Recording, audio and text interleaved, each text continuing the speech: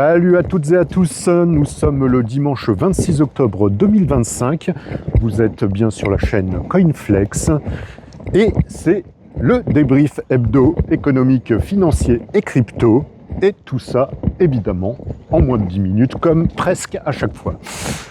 Alors pour vous dire, aujourd'hui je n'ai absolument rien préparé, j'ai une semaine au travail très compliquée, donc avec des jours et des nuits à travailler. Bref, donc je me suis pas super intéressé ni à l'économie, ni à la finance, ni aux crypto. Mais bon, j'ai quand même vu 2-3 trucs passer. Déjà, on va commencer avec la France, tiens, pour changer. Donc là, c'est les débats pour le fameux budget 2026 et donc l'examen des milliers et milliers d'amendements, je ne sais plus combien il y en a, bref. Normalement, donc hier samedi, devait avoir lieu les débats sur la fameuse taxe Zuckman que j'adore. Et bah, figurez-vous qu'ils se sont tellement pris le chignon sur d'autres sujets qu'ils n'ont pas pu aborder ce sujet qui était le sujet principal de la journée. Et c'est reporté à la semaine prochaine, peut-être à lundi, je crois. Voilà, bon, ce sera peut-être encore reporté, hein, on ne sait jamais avec nos magnifiques dirigeants politiques. Bref, qu'est-ce qu'on a eu d'autre? Oui, on a quand même des mouvements bourse sur le CAC 40 qui m'étonnent un peu. Je pense en particulier à Dassault Systèmes. Donc Dassault Systèmes nous ont sorti quand même des résultats de troisième trimestre assez potable, quoi, un peu en dessous des attentes, mais en positif. Eh ben, ils se sont fait mais rincer là, moins 15% je crois sur 2 jours. Bref, donc grosse claque pour Dassault Systèmes. Et par contre, en face de ça, on a Kering.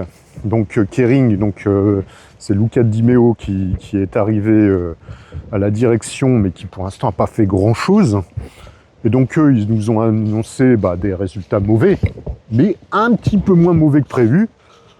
Et c'est eux, ils ont fait je sais plus combien, mais plus 10 ou quelque chose comme ça. Donc je trouve qu'on a des mouvements vraiment très costauds. Je crois que par contre vendredi, il y a eu un peu de prise de profit sur Kering et que ça a un peu redescendu, mais bon. Par contre, Dassault, il n'est pas remonté. Dassault Systèmes, je précise. Voilà, alors... Côté US, on a enfin des chiffres. Ça, c'est la bonne nouvelle de la semaine. Donc, c'est toujours le shutdown fédéral. Hein, donc là, les pauvres fonctionnaires fédéraux, ils n'ont pas de salaire depuis... Ça fait combien de temps maintenant? 3 semaines? Ouais, c'est ça. Donc, ça commence à piquer. Hein. Ça commence à piquer pour eux. Bon, bref. Donc, avec 10 jours de retard...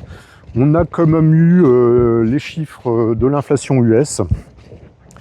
Donc on a une petite hausse de 0,1%, donc on passe de 2,9 à 3% annuel, ce qui est un petit peu moins que les 3,1 prévus.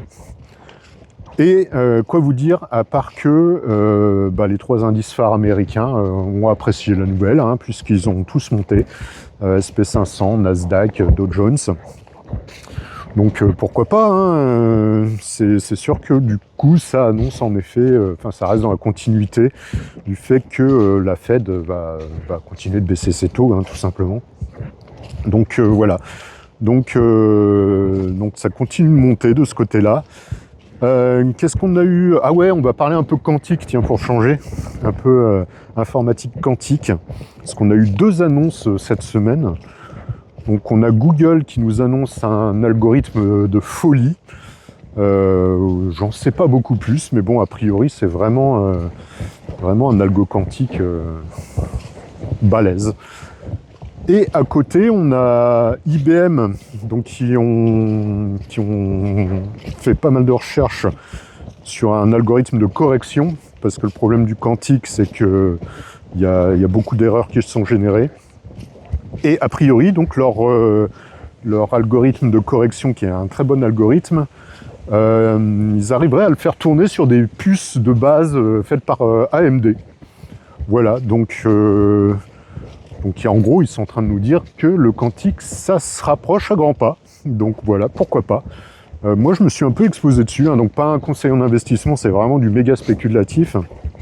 Je suis en train de me voir là, mais j'ai le pif rouge. Waouh, c'est vrai qu'il fait pas chaud là. Il y avait du soleil tout à l'heure, mais il n'y en a plus. Pardon, je digresse. Donc, je disais, ouais, donc je me suis exposé un peu avec un ETF. Je sais même plus quelle est la boîte qui le fait, cet ETF. Enfin, bon, bref. Donc, sur compte titre, j'ai un ETF quantique. Et je l'ai pris il n'y a pas très longtemps et je crois que j'ai déjà fait 26 ou 27% dessus, là, en 3 mois, je crois. Donc voilà, donc est-ce que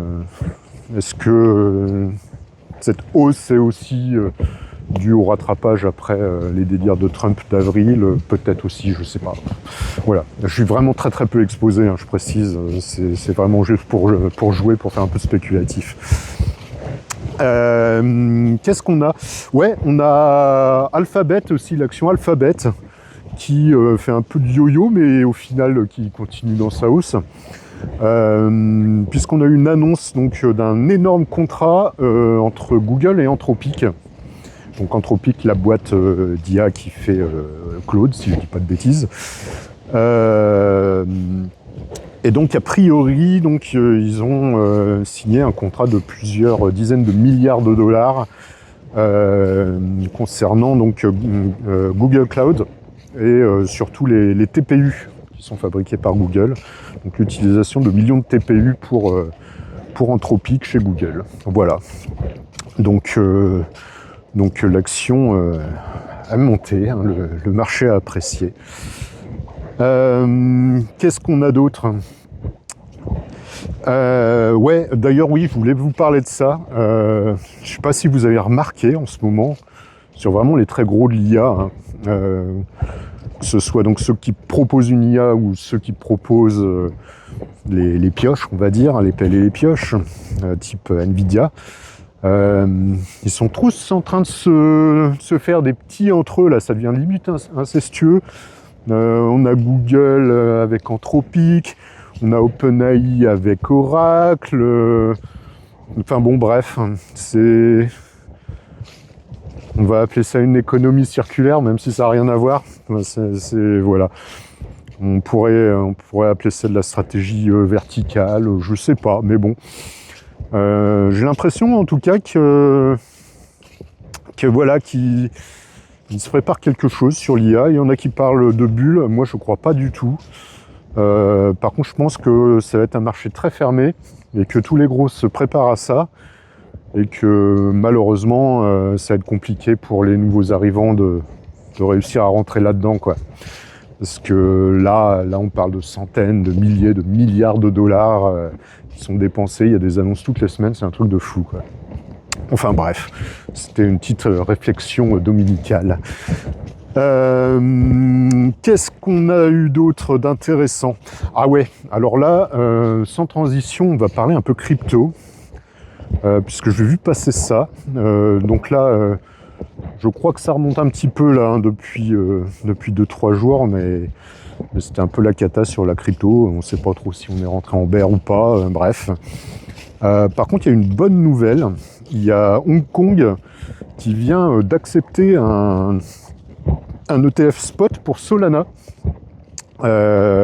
Donc, a priori, négociable donc dès lundi 27, là, à Hong Kong, sur la place de marché de Hong Kong, on pourra acheter de l'ETF Solana en spot. Donc, c'est-à-dire qu'en gros, ils achètent directement du Solana au marché, quoi. Voilà. Donc, très bonne nouvelle pour la crypto. Donc, on va voir si ça va avoir un petit impact ou pas, peut-être. Je ne sais pas. Je suis en train de regarder où je suis là parce que je marche depuis longtemps en fait et voilà. Alors ce qui est pratique en forêt de Compiègne, c'est qu'on a ces petits poteaux là qui nous permettent de nous diriger. Donc je vais faire demi-tour d'ailleurs. Hop, on va retourner vers les Beaumont. J'essaierai de vous montrer ça, tiens d'ailleurs en fin de vidéo. Donc j'en étais où? Ouais, donc crypto. Voilà, pas grand chose à dire. Là, je suis un peu dans l'attente. Là, j'ai pas atteint mes objectifs du tout. J'ai commencé à prendre un peu de profit, mais très peu. Donc je sais pas, j'ai du mal à croire en une alt season. Je crois pas qu'elle va avoir lieu, ou alors elle va être différente de ce qui s'est passé précédemment. Après, normalement, si on reste dans l'histoire des cycles de 4 ans, là, le Bitcoin devrait baisser et tous les alts devraient monter fortement à partir de maintenant, quoi. Allez, go, quoi, go! J'attends que ça. Voilà, parce que, en gros, moi, mon idée, là, pour préparer mon prochain bear market, Bitcoin, je vais pas vendre. Je vais garder Bitcoin. Par contre, je vends tout le reste, mais quasi à 100%, quoi. Je garde quelques trucs, genre BNB, j'en garde un petit peu. J'en garde un, à vrai dire. Voilà. Je suis aussi sur crypto.com, donc j'ai un peu de CRO en staking qui me permet d'avoir une CB, pas la première option, mais la deuxième. Donc ça, je garderai aussi. Je garderai peut-être un petit peu d'Ether, mais puis peut-être un peu de Solana. Moi, je suis en train de me dire que là, je vais finir par garder beaucoup de choses, donc je m'arrête là. Tout le reste, je vais vendre.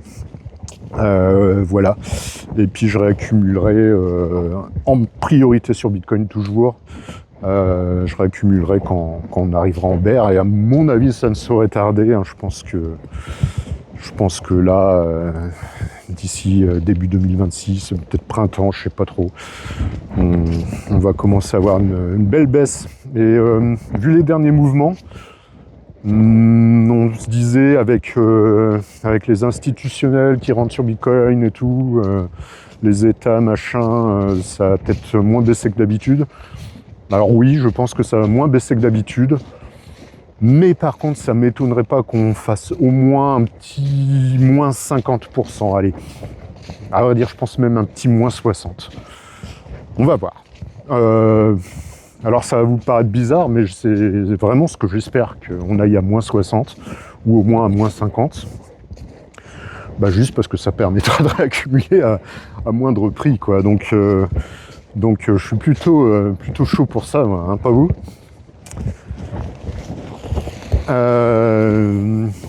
Qu'est-ce que j'avais d'autre à vous dire?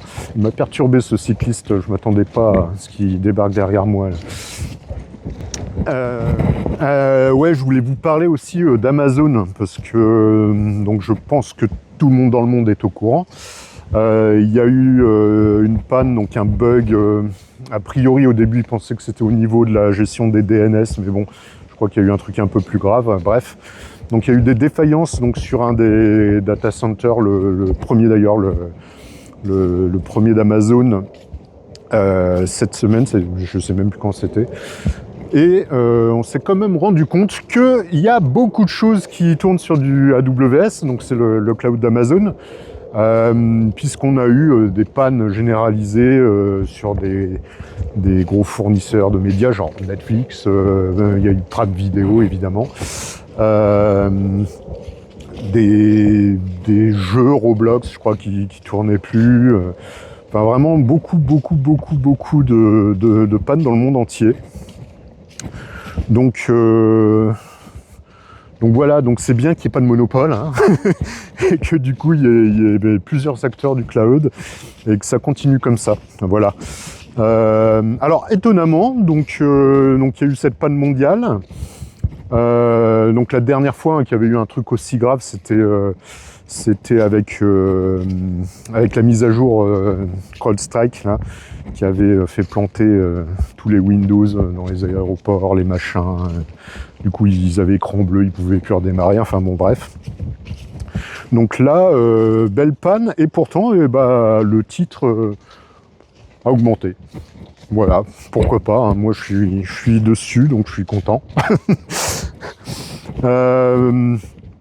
Voilà en gros. Est-ce que j'oublie des choses pour cette semaine? Sans doute. Comme je vous dis, j'étais pas du tout concentré sur les parties finances. Alors il y a quand même un moment, j'ai pris quelques minutes pour ouvrir un CTO. Bon, sans mon nom, mais dessus, c'est en gros, il va y avoir que des actions portefeuille Coinflex que je vais bientôt vous présenter, si ça se calme au taf. Voilà, donc j'ai déjà une action PEA et donc une action américaine sur CTO que je vais vous présenter très rapidement. Et j'en ai une autre en watchlist canadienne cette fois-ci. Donc je vais vous faire une petite vidéo là-dessus, j'espère cette semaine, parce que ça fait un bout de temps que je vous promets de faire des vidéos dans la semaine, et pour l'instant, j'ai pas y réussi, j'ai pas le temps, trop de trucs à gérer à côté. Bref, pour vous rappeler, je suis pas youtubeur du tout professionnel, bientôt j'ai plus de vidéos que d'abonnés, merci à ceux qui me regardent d'ailleurs, c'est gentil de me soutenir. donc voilà. Bon, écoutez les amis, elle est à l'arrache celle-là, mais bon, de temps en temps ça fait du bien. Donc je vais vous laisser là-dessus. Quand je vais regarder ça tout à l'heure sur Première, je pense que je vais pleurer parce que ça va être compliqué. Je ne sais même pas si je vais vous faire des incrustations, on verra bien. Sur ce, je vous souhaite une très bonne fin de week-end. Je pense que je vais poster un peu tard, donc une très bonne nuit. Et je vous souhaite une très très bonne semaine. Prenez soin de vous et à très bientôt. Salut. Pop, pop, pop, pop. Non, je vous ai pas oublié. Non, on va pas faire cette conclusion-là, puisque je vous ai promis que je vous montrerai les Beaumont. Donc on y arrive, donc je vais vous montrer les Beaumont. De toute façon, cette vidéo n'a aucun sens. Je pense que j'ai beaucoup parlé, j'ai pas regardé là, mais je pense que clairement on va largement dépasser les 10 minutes. Donc tant qu'on y est, on va largement dépasser, allez. Donc voilà, j'arrive sur les Beaumont. Donc là vous avez le soleil dans la tronche. Voilà.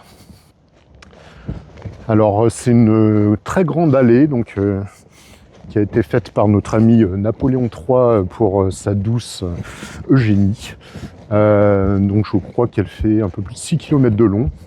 Et donc, hop là, ça monte comme ça. Et je pense qu'on ne le voit pas, mais tout au fond, là-bas, il y a le château de Compiègne, très très loin. Voilà. Donc voilà. Comme ça, vous aurez vu les Beaumont. Et je vais conclure ici cette fois. Donc, je vous souhaite une excellente semaine. Prenez soin de vos investissements et surtout, prenez soin de vous. Et je vous dis à très vite. Salut!